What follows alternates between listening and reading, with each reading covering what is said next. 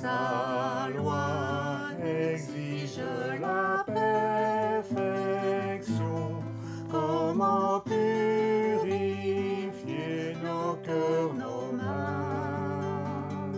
C'est par la croix où il s'est donné, et par son sang qui lave nos péchés. Par sa justice, comptez pour nous. En Jésus, nous tenons debout. Comment pouvons-nous, peuple fidèle, vivre avec Dieu en intimité? Chaque jour nous le déshonorons.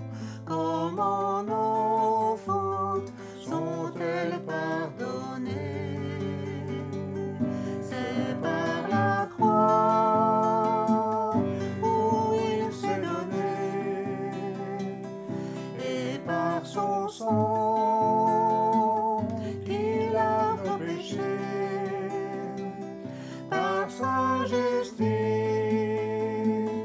comptez pour nous. En Jésus, nous tenons debout. Comment persévérer dans la foi face à nos échecs et nos erreurs? Ils éveillent en nous la peur, le doute. Comment répondre à l'accusateur? C'est par la croix où il s'est donné, et par son sang qui lave nos péchés. Par sa justice, comptez pour nous. En Jésus, nous tenons debout. Quand viendra le jour du jugement, où nous verrons notre Créateur, nous pourrons plaider avec confiance l'œuvre accomplie de notre Sauveur. C'est par la croix où il s'est donné, et par son sang qui lave nos péchés. Par sa justice, comptez pour nous. En Jésus, nous tenons debout.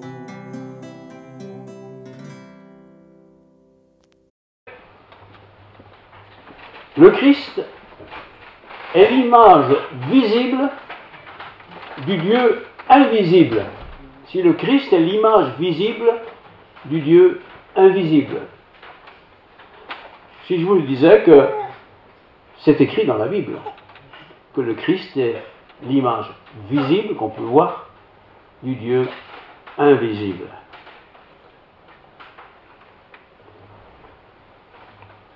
Je vous parle un peu de moi. Vous savez que je suis flamand.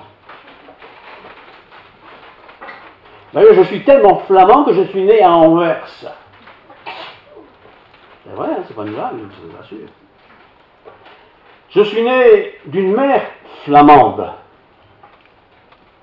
Et je suis né d'un père flamand. Donc, je vous dis, je suis flamand. Pourtant, je parle français. Pourtant, je vis en francophonie. Pourtant, j'ai une épouse francophone. Et pourtant, je suis flamand. J'ai été éduqué en flamand pendant de longues années. J'ai suivi des formations en flamand, bien des fois. Et pourtant, j'habite en Wallonie. On me dit que j'ai pas d'accent. On me dit que t'es flamand, toi? Visiblement, j'ai des attitudes qui ne sont pas typiquement flamandes. D'abord, je ris volontiers. Les Flamands ne rient pas tant que ça. Je ne suis pas spécialement râleur. Je n'oserais pas dire que nos amis sont râleurs. Je n'oserais pas dire ça. J'ai pourtant travaillé toute ma vie dans l'enseignement en français. Personne ne m'a dit, écoute, quand tu parleras convenablement français, on t'écoutera. Non, je me suis bien adapté. Pourquoi je raconte ça? Pas pour me mettre en avant, mais comme ça, vous savez que je suis flamand d'origine, que j'ai vécu dans une éducation, auprès d'une éducation flamande, voilà, et que je parle bien sûr français comme vous le savez. Le texte d'aujourd'hui, c'est le Christ est l'image visible du Dieu invisible. Qu'est-ce que vous avez repéré chez moi? Maintenant que j'ai dit que j'étais flamand, éduqué flamand, conçu flamand, vous avez vu, c'est un flamand. Pourtant, je suis sûr que si j'allais en France, à Anvers aujourd'hui, on me dirait, mais t'es wallon, toi? Pourquoi? Parce que j'ai certainement un accent wallon.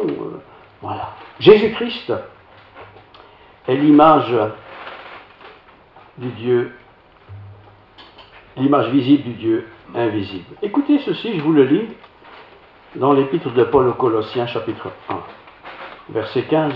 Le Fils, et écoutez bien parce qu'aujourd'hui le message est très très important. Le Fils, donc c'est Jésus ça, est l'image du Dieu invisible. Il est l'image du Dieu invisible. Dieu on ne peut pas le voir, il est invisible. Mais le Fils est l'image du Dieu invisible. Il est le premier-né de toute la création. Il est le premier-né de toute la création.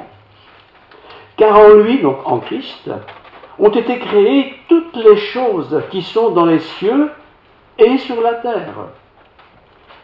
Les invisibles, les visibles, les trônes, les dignités, les dominations, les autorités, tout a été créé par lui et pour lui, pour Jésus. Le Fils, Jésus, est l'image du Dieu invisible. Et pourtant, tout a été créé par lui et pour lui. Il est avant toute chose, le Fils. Et toute chose subsiste dans le Fils. Il est la tête du corps de l'Église. La tête, c'est ce qui réfléchit, c'est ce qui pense, c'est ce qui décide. Il est la tête du corps de l'Église. Il est le commencement, le premier-né d'entre les morts, afin qu'en tout il soit le premier, le Fils. Car Dieu a voulu faire habiter en lui toute plénitude. Il a voulu par lui, par le Fils, tout réconcilier avec lui-même. Il a voulu réconcilier tout par le Fils, que tout soit réconcilié pour Dieu, par le Fils. Tout ce qui est sur la terre et tout ce qui est dans les cieux, en faisant la paix par lui, par le sang de sa croix. Et vous qui autrefois étiez étrangers et ennemis de vos pensées, ça s'adresse aux Colossiens. À Colosse, il y avait des chrétiens d'origine juive, mais il y avait aussi des chrétiens d'origine d'autres religions. Donc, certains étaient des athées de toute façon, mais ils sont devenus chrétiens. Et vous qui autrefois étiez étrangers et ennemis, par vos pensées, par vos mauvaises œuvres, ce que nous sommes tous avant notre conversion en fait, il vous a maintenant réconciliés par sa mort dans le corps de sa chair, pour vous faire paraître, le but, pour vous faire paraître devant lui, saint, sans défaut et sans reproche. Si du moins vous demeurez fondés et inébranlables dans la foi. Ah ah. Si du moins, vous demeurez fondés et inébranlables dans la foi, sans vous détourner de l'espérance de l'évangile que vous avez entendu, qui a été prêché à toute créature dans le ciel et dont moi, Paul, j'ai été fait ministre. Je vous le dis, et c'est vrai, je suis né en Flandre. Je suis donc flamand. Pourtant, la plupart d'entre vous ne savez probablement pas que je suis flamand, que mon père est flamand, que ma mère est flamande, que je suis donc un bon habitant de la zone du Nord. Flamand. Quoique, j'habite en francophonie, j'ai épousé une francophone, et mes enfants, du coup, qu'est-ce qu'ils sont? Ils sont belges. J'ai réglé le problème. Ils sont belges. 3 garçons et une fille. Pourtant, je suis flamand. J'ai enseigné pendant toute ma vie en français. Pourtant, je suis flamand. J'ai aimé Dieu depuis que je suis tout petit. Pourtant, je suis flamand. Et je suis devenu francophone. Jésus-Christ, parce que c'est de lui que nous allons parler maintenant, est l'image du Dieu invisible. Et on peut aussi se dire, tiens, moi, toi, nous, chacun, est-ce que je suis l'image dans ma sphère, dans ma zone de vie, dans mon école, dans ma maison, dans mon travail? Est-ce que je suis le reflet de Dieu? Ou bien est-ce que je suis quelqu'un qui est le reflet du club de football auquel j'appartiens? Ou suis-je le reflet de telle et telle entreprise? Ou suis-je le reflet de quelque chose, quelle qu'elle soit d'ailleurs? Suis-je le reflet? Le reflet, c'est pas que je suis la chose, mais je reflète cette chose. Je suis francophone maintenant, bien sûr depuis longtemps. Mais je reflète le caractère flamand. Si un jour vous voulez savoir de quoi je parle, venez me voir, je vous raconterai. Parce qu'il y a un caractère flamand, il y a un caractère wallon. Mais Dieu soit béni, j'ai épousé une francophone, une vraie, une authentique, qui tout souvent me remet sur le droit chemin. Le droit chemin, c'est-à-dire bruxellois. Puisque nous avons des bruxellois avec nous, voilà, chacun son petit caractère. Colossiens, le Fils est l'image du Dieu invisible. On pourrait se dire, mais qu'est-ce qu'il raconte là, Paul? Le Fils, Jésus, on n'a pas de photo de lui, mais on a quand même les évangiles qui nous racontent qui il était. La Bible dit qu'il n'avait rien qui puisse attirer le regard. Ce n'était pas le super homme, le grand homme, ou le petit homme, ou l'handicapé, ou le beau, bel homme. Non, il n'avait rien pour attirer le regard. Et pourtant, il est l'image du Dieu invisible. Et puis nous, chrétiens, nous qui avons reçu le Christ, bien sûr, en tant que chrétien, on essaye de plaire à Dieu, on essaye d'être agréable à Dieu, on essaye de marcher dans les voies de Dieu. Et c'est pas toujours facile, et parfois on se plante. Tout le monde est d'accord avec cela. Et pourtant, je suis appelé à être le reflet de Dieu sur terre. Je suis appelé comme le Fils, je ne suis pas le Fils, à être le reflet de Dieu sur la terre.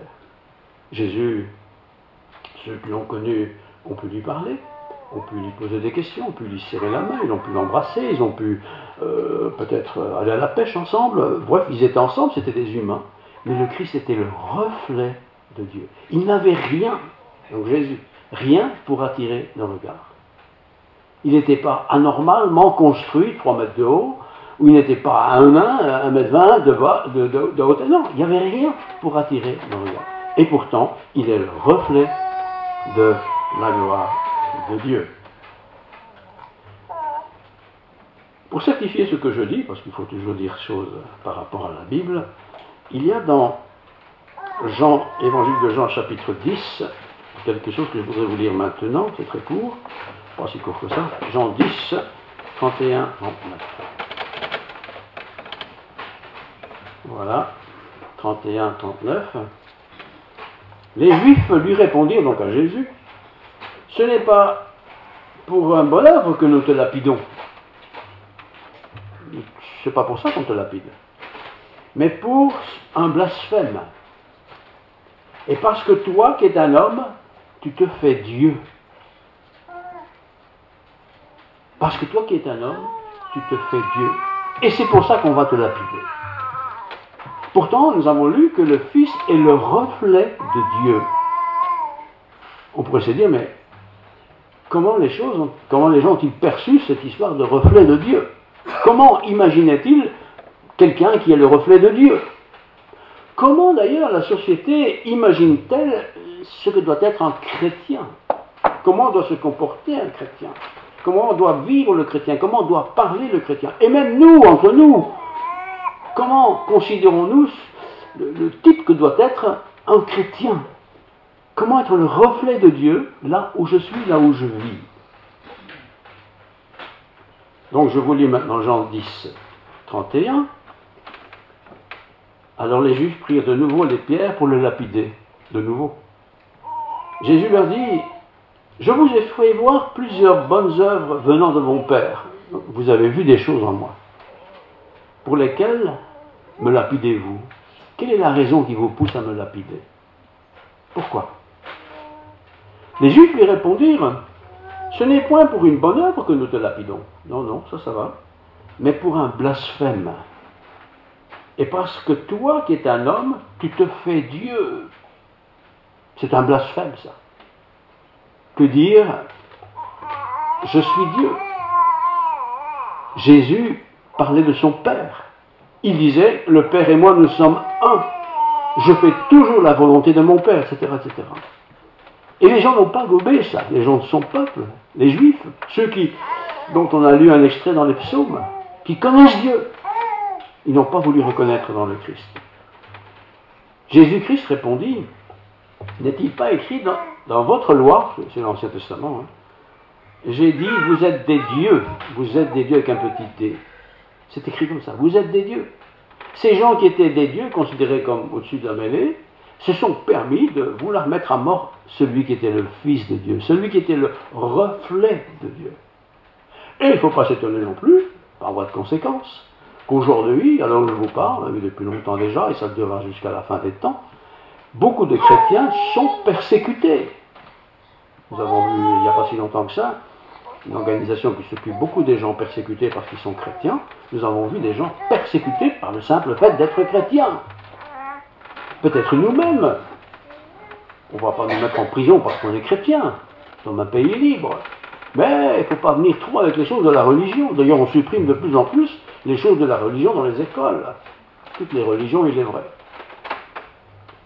Si elle a appelé Dieu ceux à qui la parole de Dieu a été adressée, et si l'écriture ne peut être anéantie, celui que le Père a sanctifié et envoyé dans le monde, vous lui dites, tu blasphèmes. Jésus est le reflet de Dieu. On peut lire tout ce qu'il a dit, enfin, tout ce qu'il a dit, tout ce qu'il a écrit, on l'a lu. Il est le reflet de Dieu. Comment les gens, donc, dans son temps, s'imaginaient-ils Dieu? Comment d'ailleurs les gens aujourd'hui, même s'ils ne sont pas croyants, s'imaginent-ils Dieu? Si Dieu existe, alors il faudrait qu'il soit comme ça, comme ça, comme ça, et chacun sa petite idée comment devrait être Dieu. Et ceux qui discutent comme ça cherchent autour d'eux des gens qui ressemblent un peu à leurs critères. Et ceux qui sont croyants, qui se disent je suis croyant, moi je sais que je vais aller au ciel, ils sont aussi repérés par ceux à qui on s'adresse en disant il dit qu'il est croyant, je l'ai vu rouler à 250 sur l'autoroute, je ne sais pas s'il est très croyant, hein. Un peu exagéré 250, c'est pour que vous ayez une idée. Comment les gens nous perçoivent-ils? Que disent-ils de nous? Toi qui te dis, tu te fais Dieu. Voilà le reproche qui a été fait à Jésus. Mais il pouvait bien dire cela parce qu'il était le Fils de Dieu. Jésus est un homme extraordinaire et je vous lis un petit extrait des psaumes pour voir que c'est déjà très ancien, tout ce qui a été écrit sur lui. Donc psaume 82. Ce sont les psaumes maintenant, c'est bien grave. Psaume 82, voilà, versets 6 et 7. J'avais dit, vous êtes des dieux, petit d, vous êtes tous fils du Très-Haut, j'avais dit cela. Cependant, vous mourrez comme des hommes, vous tomberez comme un prince quelconque. Je vous ai dit, vous êtes des dieux. Cependant, vous mourrez dans vos péchés. C'est donc pas tout de dire, je suis croyant, je suis chrétien, voilà, j'ai ma religion, ou d'autres choses semblables. Quand on dit que Christ était le reflet de Dieu, il était vraiment le reflet de Dieu. Et ce reflet de Dieu a été manifesté de manière extraordinaire par sa mort. Il a accepté cette mort. Il a accepté d'être cloué, d'être accusé, d'être condamné. Et tout cela pour nous. Et nous nous permettons, quand je dis nous, c'est les hommes, nous permettons de juger le Christ. Nous permettons de le renier, de même dire que c'est une invention qui n'a jamais existé. Et s'il a existé, on a bien embelli sa vie. Nous permettons ces choses. Pourtant, Christ est le reflet de son Père sur terre. Ceux qui l'ont connu ont pu vivre. Ésaïe 53, verset 2. Je vous lis l'extrait, 53, 2. Il s'est élevé devant lui comme une faible plante. Jésus, hein? Il s'est élevé comme une faible plante. Vous savez, les petites plantes qu'on met là qui sont un peu fragiles. Comme une faible plante. Comme un rejeton qui sort d'une terre desséchée. Jésus, hein? Il n'avait ni beauté, ni éclat pour attirer le regard. Rien de spécial. Et son aspect n'avait rien pour nous plaire. Pourtant, ce Fils est le reflet de Dieu sur terre. Alors quand on dit qu'il est le reflet de Dieu, on s'imagine chacun dans sa tête un être extraordinaire, grand, fort, beau, séduisant, intelligent, cultivé, etc., etc. Il n'avait rien pour nous plaire. Il n'avait ni éclat pour satisfaire nos regards. Et son aspect n'avait rien pour nous plaire. Et nous, chrétiens, alors, que faisons-nous? Comment fonctionnons-nous? On est chrétien, bien sûr. On a accepté le Christ, bien sûr. On reconnaît que Christ est mort pour nous, pour chacun, bien sûr. On croit qu'on va passer l'éternité avec Dieu parce qu'il l'a promis, bien sûr. Mais quand je sais tout ça et tout le reste qui va avec, comment est mon comportement sur cette terre? Comment est mon regard sur l'autre? Surtout celui qui est un peu moins bien que moi là. Je le juge si facilement, je le condamne si facilement, je le méprise si facilement. J'oublie de regarder ceux qui sont mieux que moi, mais ça je les oublie un peu vite. Il n'avait rien, donc le Christ, pour attirer nos regards. Colossiens 1,19, toujours Paul qui dit, car Dieu a voulu faire habiter toute plénitude en lui. Jésus n'avait rien là pour attirer nos regards, et pourtant Dieu a voulu faire habiter en lui toute plénitude. Si moi j'essaye, si nous essayons d'être plus beau, plus grand, plus fort, plus juste, plus droit, plus tout ce que vous voulez, ben, on se rend vite compte qu'on a du mal à arriver quand même. Il y a des choses qu'on peut faire, mais beaucoup on ne sait pas les faire. Pourtant, Dieu a voulu faire habiter en lui toute plénitude. Comme, frères et sœurs, il veut le faire pour chaque chrétien et chrétienne. C'est-à-dire chaque personne qui, avec son intelligence, a compris que sans la conversion, sans l'acceptation du salut par le Christ, il n'y a aucune chose d'aller au ciel. Mais pour cela, il faut reconnaître qu'on est très limité. Et nous sommes très limités, nous sommes très influencés, nous sommes aussi influençables. Mais il y a des moments dans la vie où on s'arrête et on se dit, mais ce Christ de la Bible qui a donné sa vie, je veux le recevoir pour moi-même. Je ne serai pas physiquement quelqu'un d'autre, je resterai une femme si je suis une femme, un homme si je suis un homme, j'aurai ma taille que j'ai toujours eue, je serai toujours bronzé ou pas. Mais ma vie intérieure, c'est celle-là qui change. Je relis encore, Dieu a voulu faire habiter toute plénitude en lui. Est-ce que j'ai toute plénitude de Dieu dans ma vie? Bon, je dis, ouais, mais ça c'est un peu trop fort, c'est trop, ça, je sais pas, je suis quand même un petit peu pécheur. Christ n'était pas pécheur, bien sûr. Mais quand Dieu veut prendre toute la place en moi, c'est pas pour me déranger, c'est pas pour que je ne sache plus décider moi-même de quoi que ce soit.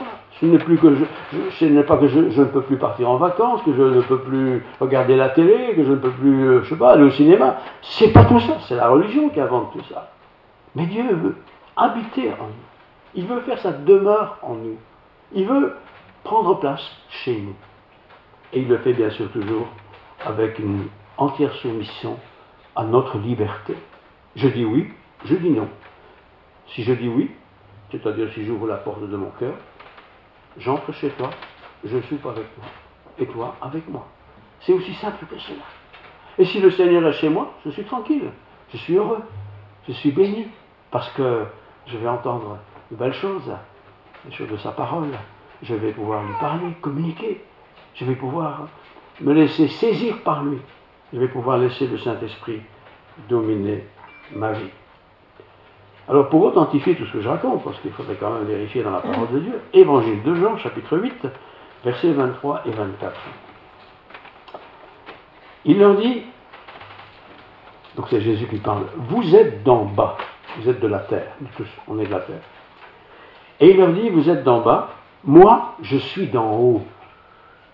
La grande différence entre Jésus, qui était un humain comme moi, il était d'en haut, moi je suis d'en bas, je suis un terrestre.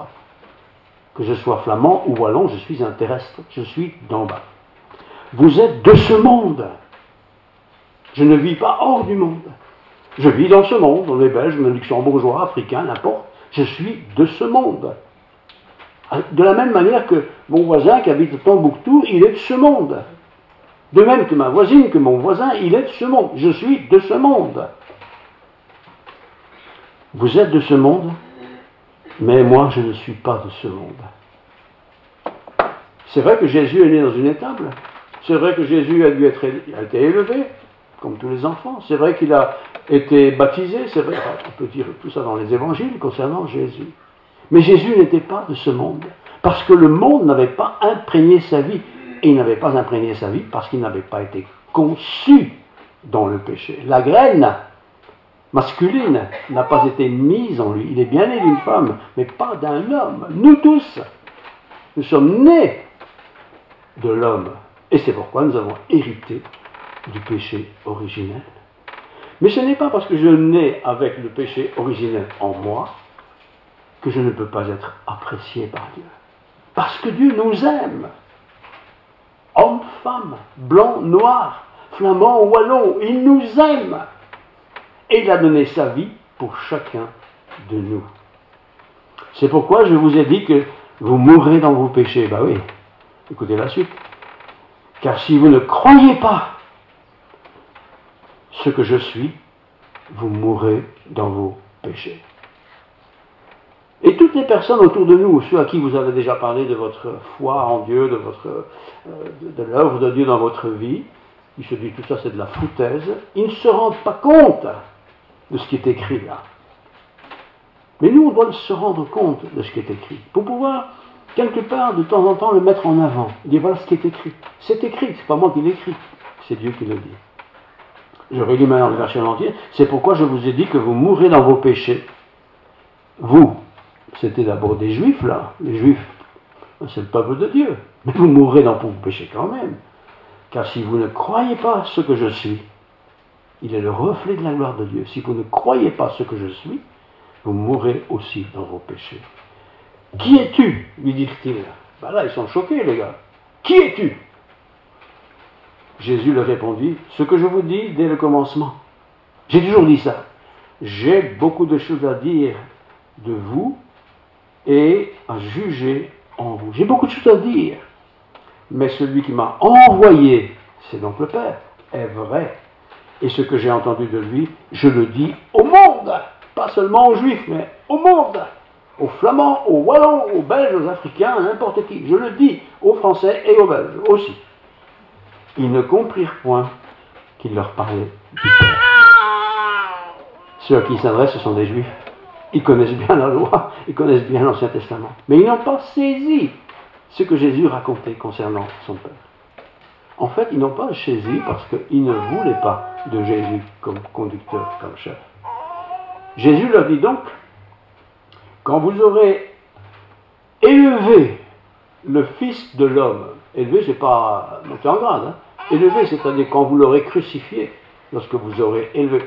C'est peut-être pas les personnes à qui ça va, qui ont fait ça, mais c'est l'humanité qui l'a fait en tant qu'humanité. Donc Jésus leur dit, quand vous aurez élevé le Fils de l'homme, alors vous connaîtrez ce que je suis. Et vous reconnaîtrez que je ne fais rien de moi-même, mais que je parle selon ce que le Père m'a enseigné. Le Fils, celui qui a donné sa vie, parlait de la même manière que le Père lui avait enseigné. Il était le reflet de Dieu. Et ce qu'il a dit, c'était le reflet de la parole de Dieu. Ce qu'il a vécu le reflet de Dieu. Quoique Dieu est éternel, Jésus-Christ est éternel également, mais il fallait qu'il meure. Celui qui m'a envoyé est avec moi, le Père est avec moi. Il ne m'a pas laissé seul, parce que je fais toujours ce qui lui est agréable. Nous pouvons faire de temps en temps des choses bien agréables à Dieu. De là à les faire toujours, ça c'est une paire de manches. D'abord, je suis conçu dans le péché, depuis que je suis petit, je fais des bêtises, vous le savez tous. Comme Jésus parlait ainsi, plusieurs crurent en lui. Tiens. Plusieurs crurent en lui. Ils ont été touchés par ce qu'il a dit.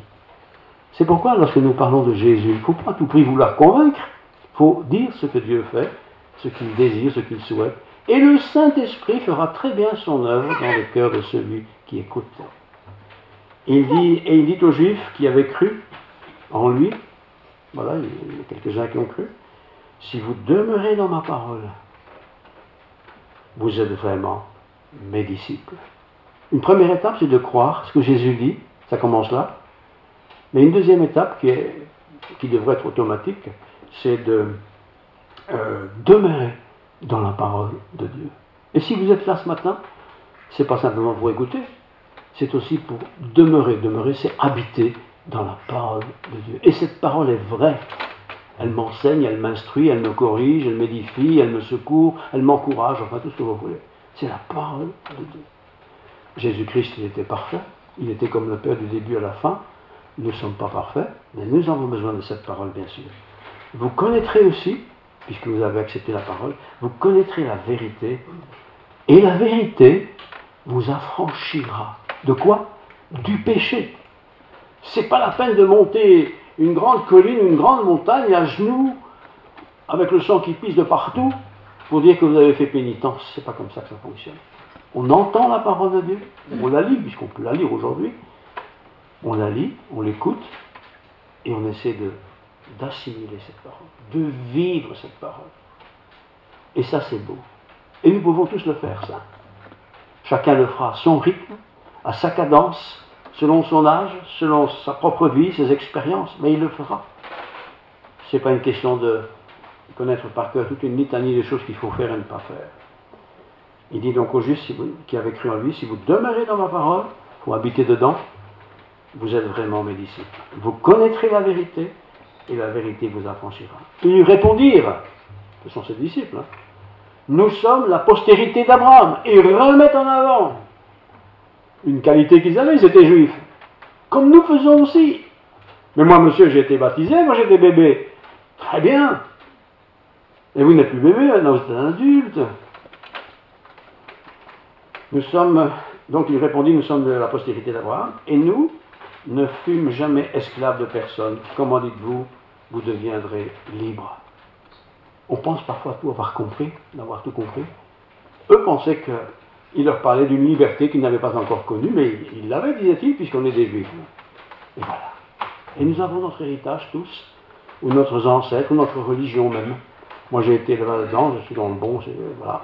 Et chacun met ça en avant. Mais non, nous sommes tous privés de la grâce de Dieu. Mais Dieu se révèle, d'une manière ou d'une autre. Et je termine avec ça. Je termine en laissant la place à la parole de Dieu. Jean 8, 29, 31. Celui qui m'a envoyé est avec moi, donc c'est le Père. Il ne m'a pas laissé seul, parce que je fais, donc c'est Jésus, parce que je fais toujours ce qui lui est agréable. Comme Jésus parlait ainsi, plusieurs crurent en lui. Plusieurs, pas tout le monde. Et il dit aux Juifs qui avaient cru en lui, si vous demeurez dans ma parole. Donc il y a le fait de croire ce qu'il dit, et il y a le fait de demeurer dans cette parole qui a été entendue et acceptée. Si vous demeurez dans ma parole, vous êtes vraiment mes disciples. Donc être chrétien, être disciple de Jésus-Christ, ça se concrétise, pas simplement par une connaissance intellectuelle, philosophique, mais par une acceptation de ce que Christ a fait et par une pratique de ce qu'il nous a enseigné d'accomplir. Donc vous connaîtrez la vérité, et la vérité vous affranchira, vous rendra libre, vous êtes enchaîné, elle vous rendra libre de toute tradition, de tout attachement fait par les hommes. Christ, je termine avec la question, Christ est-il dans ma vie? Ai-je reçu le Christ dans ma vie, quelque part dans l'histoire de ma vie? Et si je l'ai reçu, est-ce que je suis maintenant détaché de toutes ces traditions qui m'ont emprisonné? Christ prend la place. Je t'ouvre ma vie, je te laisse entrer chez moi, dans ma tête, dans mon cœur, dans mon âme, dans mes pieds, dans mes jambes, dans mes mains. Prends place, installe-toi, je t'écoute. Ils lui répondirent, encore une fois, nous sommes de la postérité d'Abraham. On remet facilement ce qui était notre attachement d'origine. J'ai ça, je suis comme ci, comme ça, comme ça. Et nous ne fûmes jamais esclaves de personne. Mais non, mais tu étais esclave du péché, ce qui est pire. Quel est le maître dans ma vie? Qui est le maître dans ma vie? Le cinéma? L'alcool? Le tabac? Facile ça, hein? Les inventions, les mensonges, l'orgueil, la vanité. Qui est le maître dans ma vie? Débarrasse-toi de tout ça, mais n'essaie pas de te débarrasser avant d'avoir remplacé tout ça par la présence du Christ. Et c'est ce qu'on appelle la conversion. La conversion, ce n'est pas d'être catholique et de devenir protestant. La conversion, c'est d'être sans Dieu, et puis de laisser Dieu s'installer chez moi. Et petit à petit, on va faire le nettoyage. On va liquider toutes ces choses qui n'ont rien à faire avec Dieu. C'est ça aussi, la sanctification. Moi, je suis un chrétien. Jean 8, 42, 43. Jean 8, 42, je le lis, je termine. Jésus leur dit, si Dieu était votre Père, donc il parle bien des Juifs et à ses disciples, si Dieu était votre Père, si vous m'aimeriez. Et c'est ce Dieu que je suis, et c'est de ce Dieu que je suis sorti et que je viens. Je ne suis pas venu de moi-même, mais c'est lui qui m'a envoyé. C'est pas moi qui ai cherché Dieu, c'est Dieu qui est venu vers moi. Oui, Dieu a utilisé peut-être quelqu'un, c'est possible, mais c'est Dieu qui est venu vers moi. Alors j'accepte Dieu, je le reçois, c'est ma liberté totale. Et pour le recevoir, ce n'est pas attendre que je sois quelqu'un de parfait, je n'y arriverai jamais, mais c'est de dire, voilà, viens, j'ouvre la porte de ma vie, installe-toi, prends place, Seigneur, instruis-moi. Laisse ton esprit envahir ma vie. Et je suis enfant de Dieu, aussi simple que ça. Et l'effet de cela, c'est que je vais me sanctifier. Sanctifier, c'est être saint comme le Christ. Je ne commence pas à essayer d'être saint avant de recevoir le Christ. C'est le Christ qui est en moi qui me rend saint petit à petit pour un jour être dans sa présence. Christ était parfait, on l'a quand même crucifié. Et on peut bien s'imaginer que si nous sommes nés de nouveau, si nous avons laissé le Christ prendre place dans notre vie, on aura peut-être quelques soucis. Peut-être que ceux qu'on aime ne nous aimeront plus tant. Peut-être que les enfants ne vont plus venir nous voir parce qu'on est un peu trop à l'église. Peut-être que, en tant qu'enfant, on va se dire, mais mon père, il est fou là. Il croit encore cette bêtise. Peut-être tout ça. Mais qu'importe. Moi, ce qui compte pour moi, c'est de savoir que Christ est dans ma vie. Et si Christ est avec moi, qui sera contre moi? Prions le Seigneur. Père Céleste, merci pour ta parole. Tu étais le Fils de Dieu, tu es venu sur terre. Tu n'avais rien pour attirer nos regards, tu n'étais pas un bel homme, un grand homme, quelque chose de spécial. Non, tu es venu pour apporter une bonne nouvelle. Une bonne nouvelle qui a été refusée en son temps. On t'a crucifié.